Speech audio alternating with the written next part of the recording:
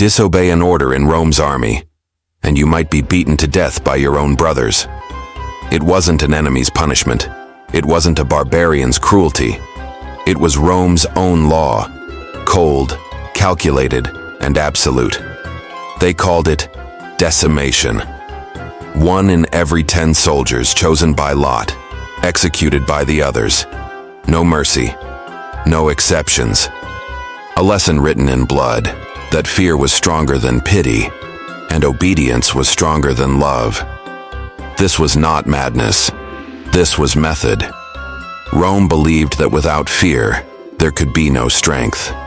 Without pain, there could be no order. And without order, there could be no empire. Every man who wore the crimson cloak of a Roman soldier knew one truth. Rome did not conquer the world with numbers. It conquered it with discipline. It ruled not through kindness, but through control. The Roman soldier didn't fight for gold or land. He fought for the thing that mattered most to him. Honor. Honor to a Roman wasn't just pride. It was identity. It was his life's meaning, his family's reputation, his legacy after death. To lose honor was worse than to lose life. It was said that a Roman could face 1,000 enemies without trembling, but one accusation of cowardice could break him completely. From the first day of training, a soldier's soul was stripped down and rebuilt. His instructors beat him, starved him, humiliated him, until fear vanished and only obedience remained. He learned to march for hours under burning sun without a drop of water. He learned to sleep in the cold mud beside corpses and wake to fight again.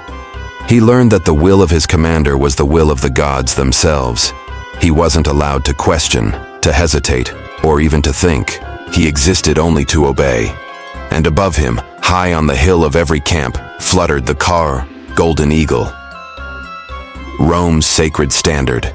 It shone like fire in the morning sun, guarded by the bravest men in the legion. That eagle wasn't just metal, it was Rome's soul. If it fell into enemy hands, the legion's honor died with it. So men would fight to the death to protect it, throwing their lives into the fire rather than see it captured. The loss of an eagle was not a defeat, it was a curse. Entire generations carried the shame of it.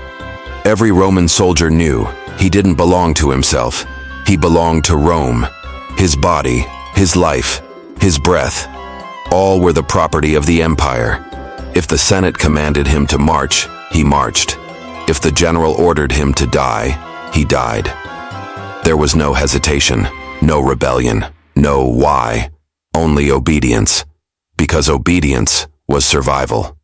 It's easy today to speak of discipline as training, teamwork, or loyalty. But for Rome, discipline was closer to religion. It was worship through pain, devotion through fear. Every strike of the whip, every shouted command, every punishment carved the same message into a soldier's mind. Rome is eternal. You are not. A soldier who ran from battle didn't just shame himself. He doomed his family. His name would be erased from the records.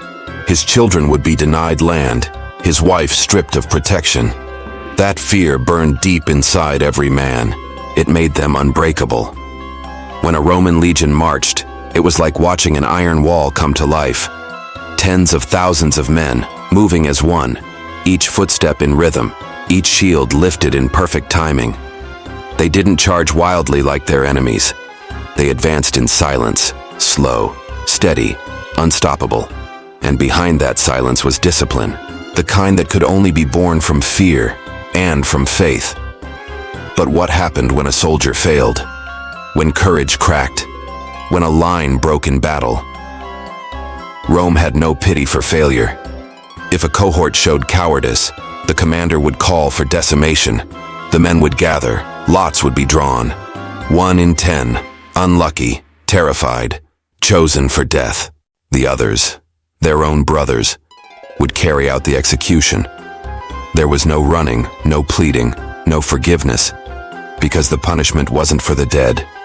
It was for the living. A message carved into their souls. Never fail Rome again. Even the generals were not beyond this code. If a commander disobeyed orders, if he failed to protect the eagle, he could face death or exile. Many Roman generals fell on their own swords rather than return home in shame. Because in Rome, death with honor was a privilege. Life with disgrace was a curse. This code, this brutal, merciless code, built the greatest army the ancient world had ever seen. At Cannae, they faced Hannibal's might, surrounded, crushed, bleeding. They still fought to the last man. At Alesia, they built walls around walls, trapping Gaul's greatest warrior Vercingetorix until he surrendered in hunger.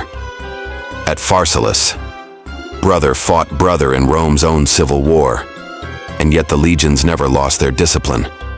No matter the enemy, no matter the odds, the legions stood, because breaking was unthinkable.